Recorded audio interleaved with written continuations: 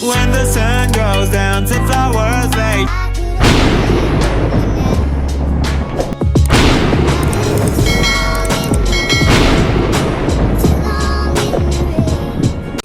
Alaga natin.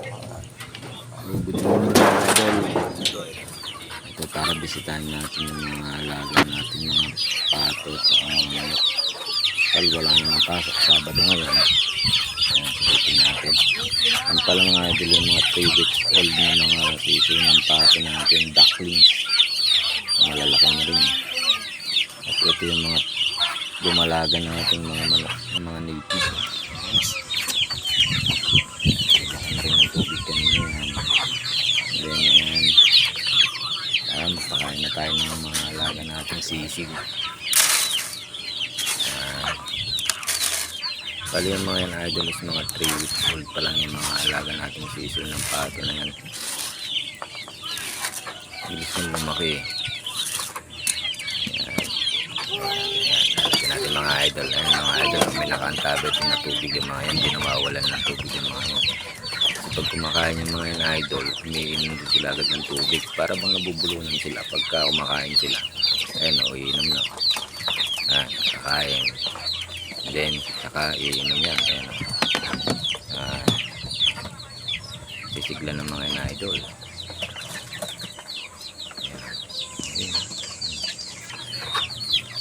Mga idol, pakainin naman natin mga malalaking mga alaga natin. Lagay tayo. Pinagsama ko nga pala idol dito yung pati yung 2 months old na bibe, tapos yung mga 2 months old din na mga sisiw na native.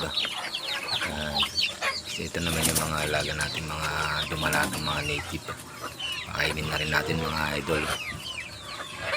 Hirap buksan to idol eh. Ayan, nag-aabang na sila, gutom na sila. Ano ba gagawin natin? Pinagisan ko muna sila idol ng pagkain ko sa malayo para sila kumatayo. Ayan. Hirap pumasok eh. Ayan. Idol, gugutom na oh. Ayan, pakain natin. Nabisan lang natin pagkain nila. Yun. Okay. Sige, ayan.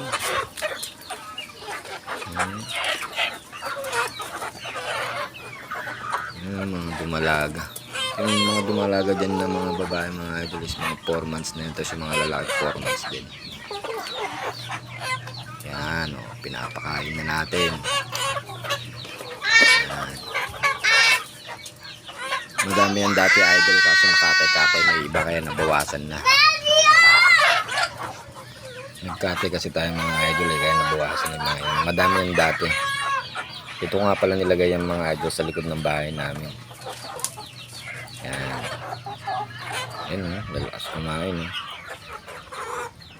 Para naman mga idol dun sa mga Rhode Island. Yan tayo sa mga kids natin. Naman natin sila mga idol. Gutom na rin sa mga idol eh. Ayan o, nag-uunan po. Buti nga ngayon di sila nangunuka mga idol. Dati idol, pasok ako dyan sa kulungan nila. Pinapakain ko yung mga yan. Tinutuka ako. Ayan. Tingnan natin sila. Nangingitlog na rin yung mga yan idol. Siguro sa isang araw mga 5 piraso nakukuha ko sa mga yan. Ayan. Pakainin natin sila. Ayan. Tingnan naman tayo sa kabila mga idol.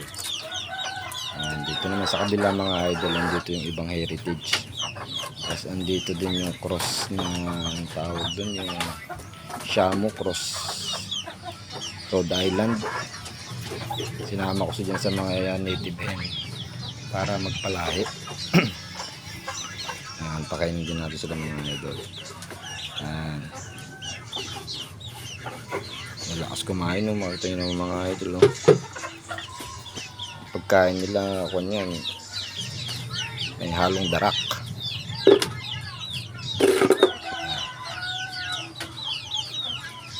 Sarado lang natin mga idol. Ay, wait pala mga idol. Bubuksan natin ulit. Yan, bubuksan natin muna ulit. Nakalimutan pala tayo. Ito mga idol, ayan o. Busog na sila o. Kakain na natin kasi sila. Tapos na silang kumain. Ayan o. Oh, mga busog na sila mga idol. Para mga idol, silipin natin yung naglilimlim natin na pato. Meron akong yung naglilimlim na pato dito idol, isang ina. Ayan. Meron siyang 19 na itlog. Pero yung itlog lang niya dyan, siyam. Tapos merong 10 itlog ng itik. Palilimliman natin sa kanya kung mapipisa. Ayan yung mga idol. Oh. Ayan. Malapit na rin mga itlog yung isang inang idol. Ayun, nakasama yung barako na yun, ang itlog na yun. Yung mga idol, salamat!